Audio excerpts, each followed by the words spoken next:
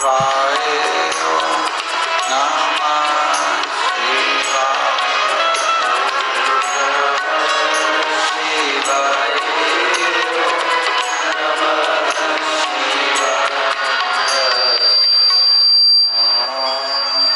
नमः शिवाय ओम नमः शिवाय ओम नमः शिवाय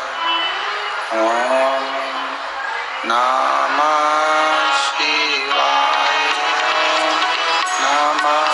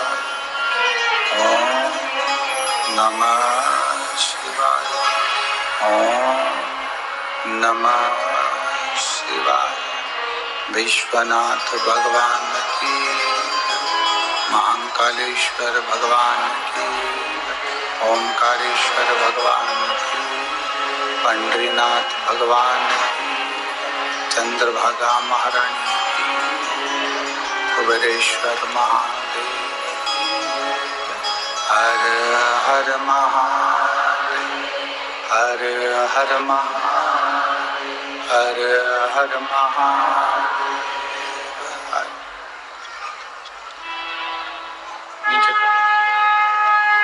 काशी विश्वनाथ ओगरदानी त्रिकालदर्शी कैलाशी अविनाशी भगवान शिव, जिनकी पुनीत पावन शिव महापुराण की कथा संपूर्ण विश्व के कल्याण हेतु बाबा देवादिदेव महादेव की कृपा से श्रवण करने का सौभाग्य प्राप्त हुआ है। पंढरपुर की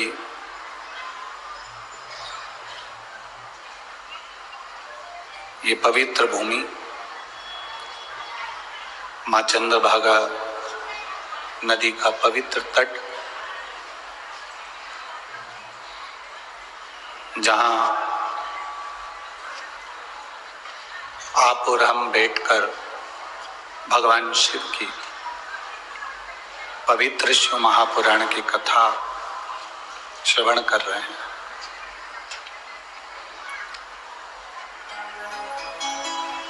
एक तो चंद्रभागा नदी का पवित्र तट है, दूसरा हरि विठ्ठल की पवित्र भूमि है, जहां पर भगवान शिव की पवित्र कथा का लाभ लेने का सौभाग्य मिला। पंढरपुर में निवास करने वाले सभी संत साधु गुरुजन ब्राह्मण जन के पावन चरणों को नमन करते हैं। सभी कीर्तनकार के पवित्र चरणारविंद को नमन करते हैं। कथा के मुख्य यजमान श्री संजय बंडू जी जाधव, श्रीमती क्रांतिताई संजय जी जाधव परभणी सांसद महोदय,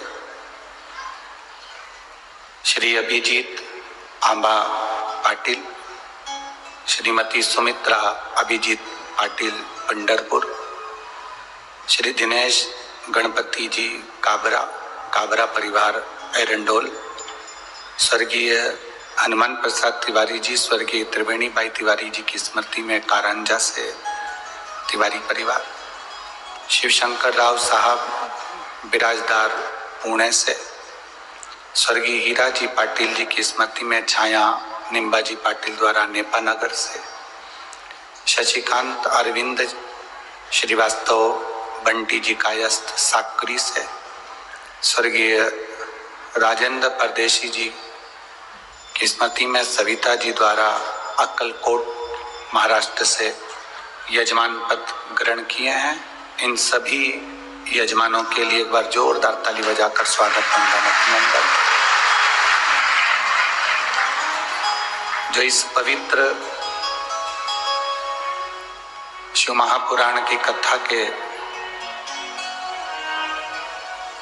यजमान बनकर हरिविठ्ठल की पवित्र भूमि पर विराजमान होकर इस पवित्र कथा का लाभ ले रहे हैं।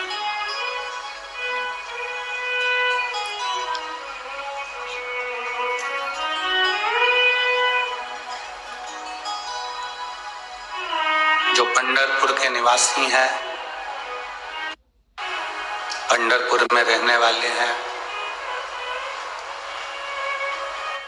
उनको तो बड़ा गर्व होता होगा कि उनकी सीधी पहचान हरिविठ्ठल से है, तो फिर क्या डरना।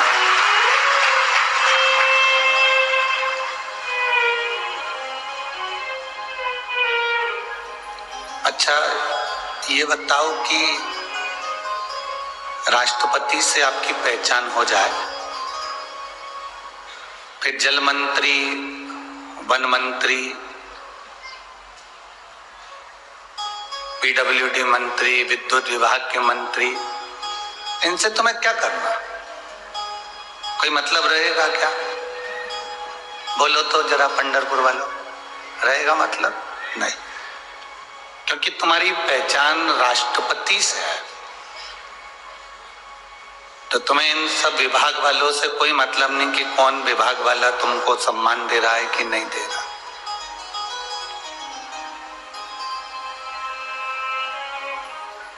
कल एक पत्र में किसी ने लिखा था कि मेरा राहु खराब चल रहा है और मेरे शनि की दृष्टि भी गलत पड़ रही है। मैं पंडित जी को बताई, ज्योतिष आचार्य को मैंने पत्रिका दिखाई, तो उन्होंने मुझे बताया कि तेरा शनि भी खराब है, तेरा राहु भी खराब है। अब मैं क्या करूं?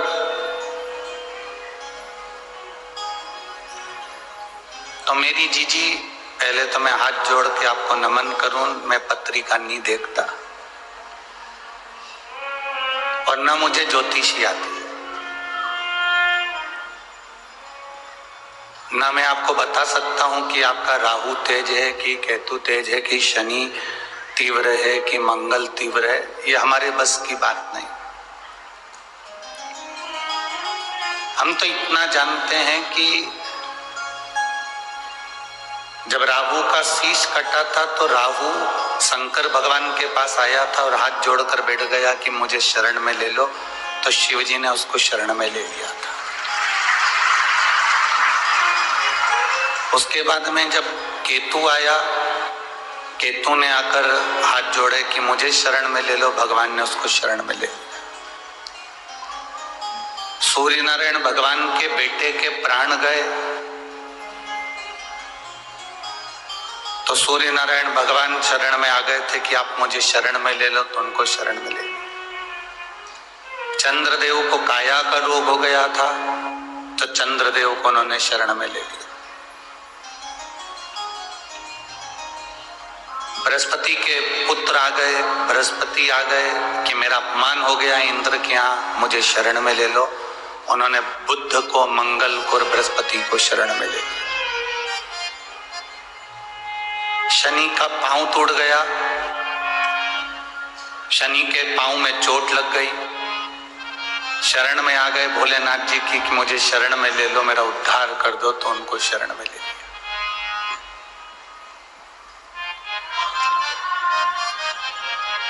अब एक शिव में चंद्र भी है, मंगल भी है, राहु भी है, केतु भी है, शनि भी है, सब शिव में है। तो आप अगर एक लोटा जल शिव जी को समर्पित कर रहे हो तो तुम्हें 10 जगह जाने की जरूरत नहीं, अकेला ही साथ लेगा। वो राष्ट्रपति है।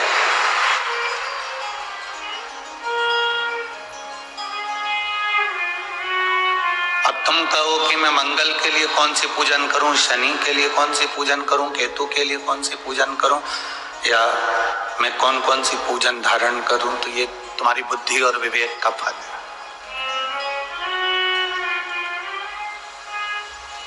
आप तो केवल देवाधिदेव महादेव को एक लोटा जल समर्पित करो, भगवान शिव की भक्ति करो।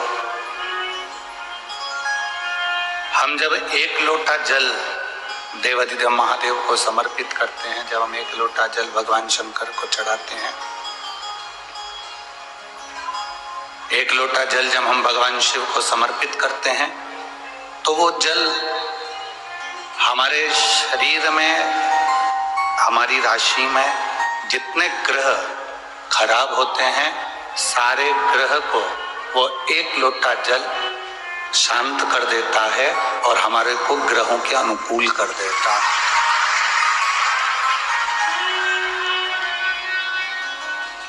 केवल एक लोटा जल।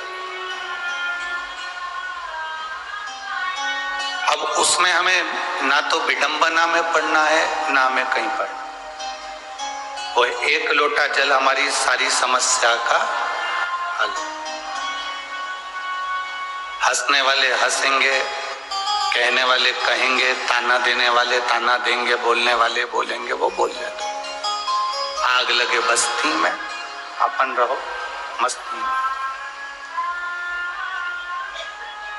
दुनिया कुछ भी कहे, उससे हमको कोई फर्क नहीं पड़ने वाला। हमें तो भगवान की विरल भक्ति को प्राप्त करना है। हमें बस भगवान की विरल भक्ति को प्राप्त करना है। उससे हमें कोई फर्क नहीं पड़ता कि हम क्या कोई कहेगा। तुम होटल में घूमोगे ना तो कोई तुमको टोकने वाला नहीं मिलेगा, मॉल में घूमोगे ना तो कोई तुमको टोकने वाला नहीं मिलेगा, कोई तुमको रोकने वाला नहीं मिलेगा। दुनिया के लोग सबसे ज्यादा रोकते टोकते हैं तो केवल सत्संग में जाने से रोकते टोकते हैं, मंदिर जाने से रोकते टोकते हैं, भगवान का भजन करने से रोकते टोकते हैं।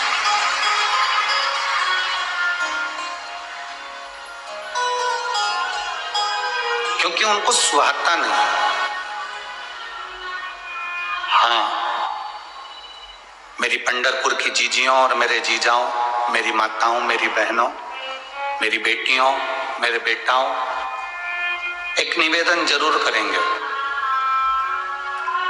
संसार में जन्म लेने वाले व्यक्ति का सबका दुख अलग अलग है और सबका सुख अलग अलग है। सबका दुख भी अलग है और सबका सुख भी अलग है। आधार कार्ड बनवाया आप लोगों ने? जम के तो बोलो। आधार कार्ड बनाने में सबसे जरूरी 2 चीजें होती हैं, बाकी की किसी चीज की जरूरत नहीं होती। 2 चीजें आधार कार्ड में सबसे जरूरी है। पहले नंबर पर है तुम्हारा फिंगर, तुम्हारे हाथ की उंगली, फिंगर का निशान। बोलो सही है कि गलत है? आधार कार्ड बनवाने में सबसे जरूरी है दो चीजें, एक हाथ का फिंगर और एक तुम्हारी आंखों की रेटिना। एक तुम्हारे नेत्र की रेटिना, तुम्हारे आंखों की रेटिना। आधार कार्ड में ये दो चीजें जरूरी होती है, क्योंकि फिंगर भी सबके अलग अलग होते हैं और आंखों की रेटिना भी सबकी अलग अलग होती है, इसलिए आधार कार्ड सक्सेस होता है। नहीं तो एक जैसा नाम तो सबका है, रिटर्न थोड़ा सा बड़ा लिया। एक जैसा नाम तो सबका है। लोग हैं, भानु प्रताप नाम के बहुत सारे लोग हैं, विमलेश नाम के बहुत सारे लोग हैं, कमलेश नाम के बहुत सारे लोग हैं, तो ऐसे नाम तो बहुत सारे, एक एक नाम के बहुत सारे लोग हैं। एड्रेस भी लगभग सबका मिल जाता है, एड्रेस भी सबका लगभग मिल जाता है, नाम भी सबका मिल जाता है, पर आंखों की रेटिना नहीं मिल पाती, नेत्रों की रेटिना नहीं मिल पाती और फिंगर का निशान नहीं मिल पाता। सबके दुख अलग अलग है, सबके कष्ट अलग अलग है। एक जैसा दुख किसी का नहीं है, एक जैसा कष्ट किसी का नहीं। अब जब एक जैसा दुख सबका नहीं है, एक जैसा कष्ट सबका नहीं है, एक जैसा सुख सबका नहीं है, तो शिव महापुराण की कथा कहती है हमारी जिंदगी में बहुत सारे दुख आएंगे। कभी हमारा घुटना दुखेगा, कभी हमारी कमर दुखेगी, कभी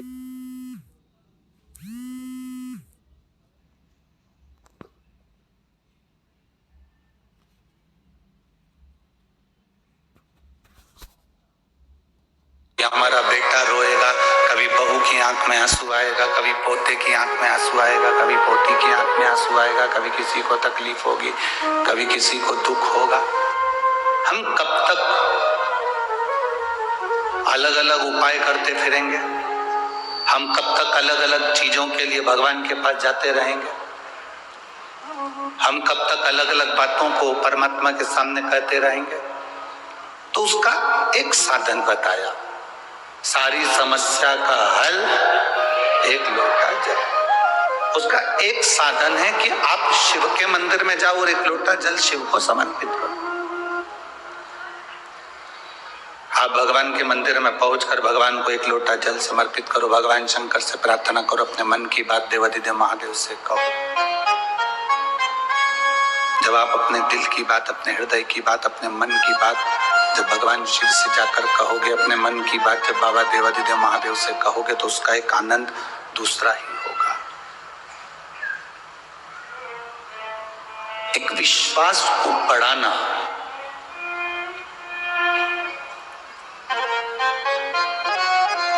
संत नामदेव जी महाराज ने संसार के लोगों को दिया क्या? संत नामदेव जी महाराज ने संसार के लोगों को क्या दिया? संत नामदेव जी महाराज ने संसार के लोगों को विश्वास दिया कि मैं जब विश्वास के बल पर महादेव के मंदिर का दरवाजा बदल सकता हूं, तो विश्वास के बल पर परमात्मा भी पृथ्वी पर आ सकता है। एक भरोसा, एक दृढ़ता, एक विश्वास, ये हमारे भीतर होना चाहिए। और जब तक हमारे भीतर विश्वास नहीं होता, हमारे भीतर दृढ़ता नहीं होती, भरोसा नहीं होता, हमारी दृढ़ता, हमारा विश्वास दृढ़ ही नहीं होता, तब तक परमात्मा मिलता नहीं।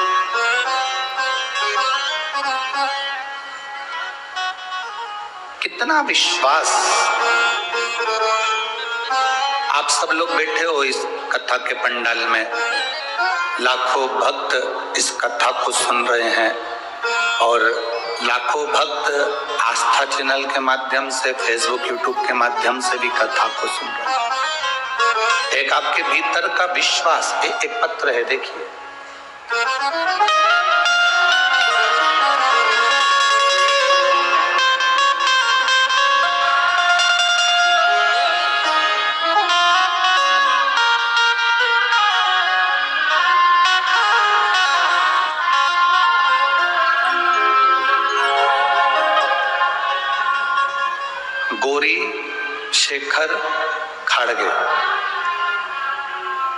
पत्र लिखने वाले आप हैं, पुणे कात्रज। मेरा मोबाइल नंबर ये है, जिनने लिखा है अगर वो बैठे हों तो अपना हाथ खड़े होकर हिला सकते हैं। आप ही ने लिखा है, एक बार वापिस आते जाओ। श्री शिवाय नमस्तुभ्यम, गौरी शंकर खाड़गे। मोबाइल नंबर मेरा ये है, पुणे कात्रज से हूं। गुरुदेव, लॉकडाउन के समय पर इतनी तकलीफ रही, जॉब चली गई थी, सर्विस नहीं थी। कई लोग, कई महाराज लोग भी हमसे कहते हैं क्या शंकर जी पे जल चढ़ाने से या शिव जी का कोई उपाय करने से कुछ मिल सकता है। हम महाराजों के नाम तो नहीं लेंगे, पर उनका भी विश्वास शिव पर नहीं था। हमको बार बार टोकते थे क्या शंकर को जल चढ़ाने से या शिव की पूजन करने से ऐसा हो सकता है, पर विश्वास दृढ़ होता है तो बाबा सुनता है। नौकरी चली गई थी, खाने पीने के भी तकलीफें जब आने लगी, केवल एक बार शिव महापुराण की कथा टीवी के सामने बैठकर सुनी और बाबा से विश्वास रखकर, भरोसा रखकर प्रार्थना करा, तो खुद मेरा कोई लेटर नहीं था, केवल एक फोन आया और मुझे ज्वाइनिंग मिल गई और मेरी नौकरी वापिस लग गई। गुरुदेव, मेरी बेटी जो शंकर जी को मानती नहीं थी, पर शिव जी में उसकी रुचि बढ़ी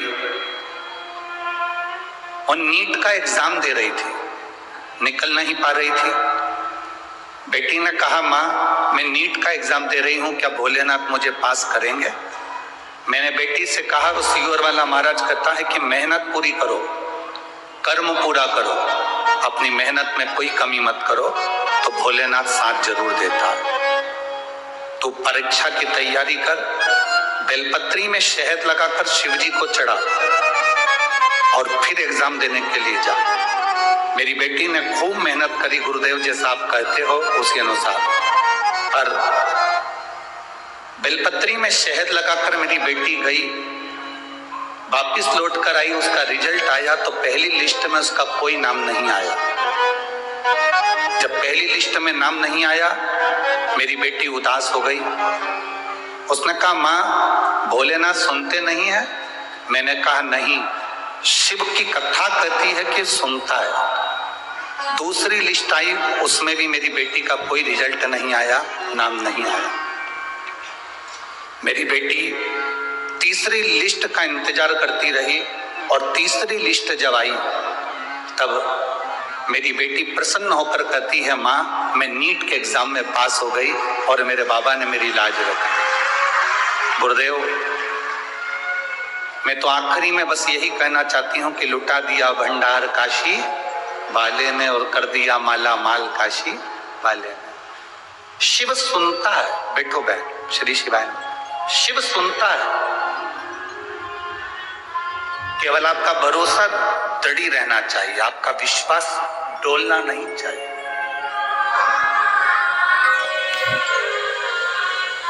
जो भरोसे का पक्का होता है, जो विश्वास का पक्का होता है, शिव उसके साथ होता है।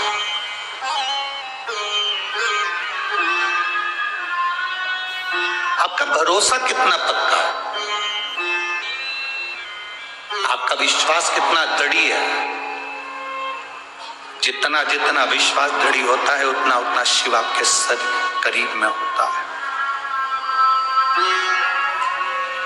जैसे उस माँ ने अपनी बेटी से कहा, पहला रिजल्ट नहीं आया, कोई बात नहीं, तो शिव के मंदिर जाना मत छोड़, शंकर को एक लोटा जल चढ़ाना मत छोड़। आप कितने विश्वास लेकर बैठे हो शिव महापुराण की कथा में कि मेरा बाबा सुनेगा।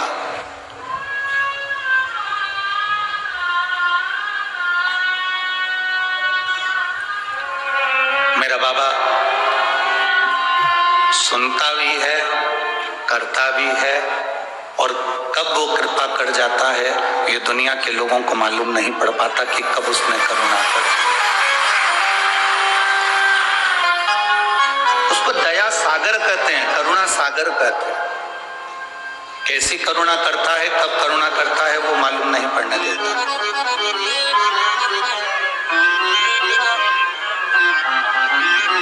संत नामदेव जी ने अपने जीवन में करा क्या? लोगों के दिल में विश्वास दिया है। संत नामदेव जी भरोसा दिया, और बहुत जरूरी है, बहुत जरूरी।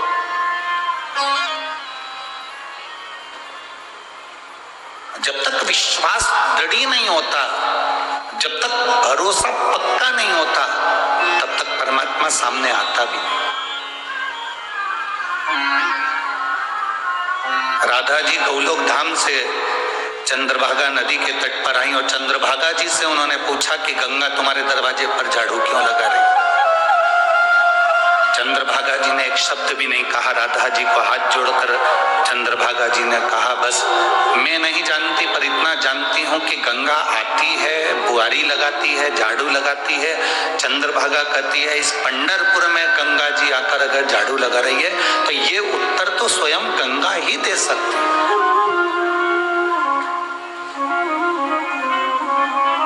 गंगा जी के सिवा ये उत्तर कोई नहीं दे सकता।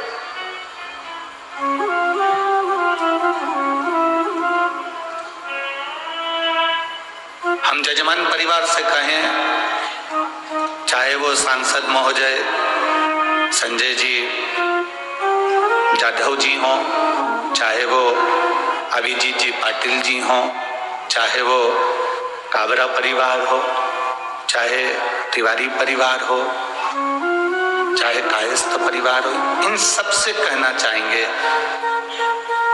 आपको अगर बाबा ने यजमान पद पंढरपुर का दिया है तो ये आपकी पुण्य नहीं, आपके माता पिता ने कोई पुण्य पूर्वज में करे होंगे तो उनकी पुण्याई तुम्हारे सामने, ये उनकी पुण्याई है।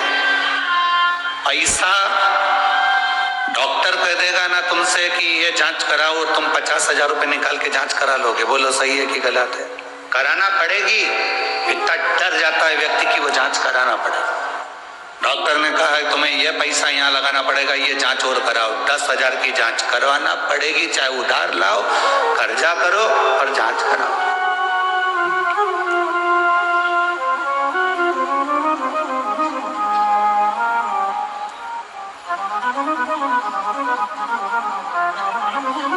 खून की जांच होती है, बोलो होती कि नहीं होती? अरे जम के तो बोलो।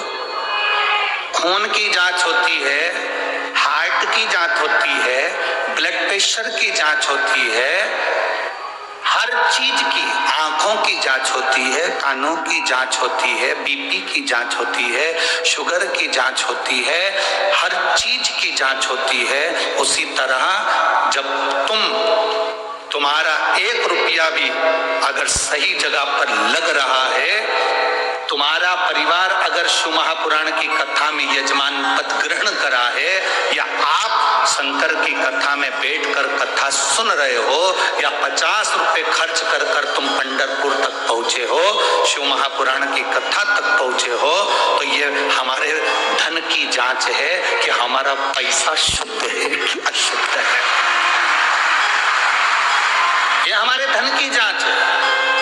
ब्लड की जांच होती है, शुगर की जांच होती है, बीपी की जांच होती है, हर चीज की जांच होती है। जब तुम्हारा पैसा बार बार डॉक्टर में लगे तो समझ लेना कि धन कुछ गड़बड़ आ गया है, तो वो गलत जगह लग रहा है। कोई खाके भग गया, कोई तुमने लगाया था पार्टनरी में वो ले गया, कहीं माल भेजा था वो माल डूब गया, उसने पैसा नहीं दिया, समझ लो कि पैसे की जांच हो रही है। और तुम्हारा पैसा अगर जजमान पद ग्रहण कर लिया, तुमने अगर शिव पुराण कथा सुन ली, तुमने 100 रुपए 50 रुपए 10 रुपए 20 रुपए खर्च कर कर, ऑटो में लगाकर, गाड़ी में लगाकर, ट्रेन में लगाकर तुम कथा के पंडाल में पहुंचे, भरचक गर्मी पड़ रही हो, खूब चिलचिलाती धूप पड़ रही हो, और तुम्हारे को प्यास भी लग रही है, और तुम्हें कथा के पंडाल तक जाना है। कई लोग ऐसे भी होंगे पंढरपुर की भूमि पर रह रहे होंगे, पंढरपुर में बंगले और गाड़ियां उनके घर में होंगे,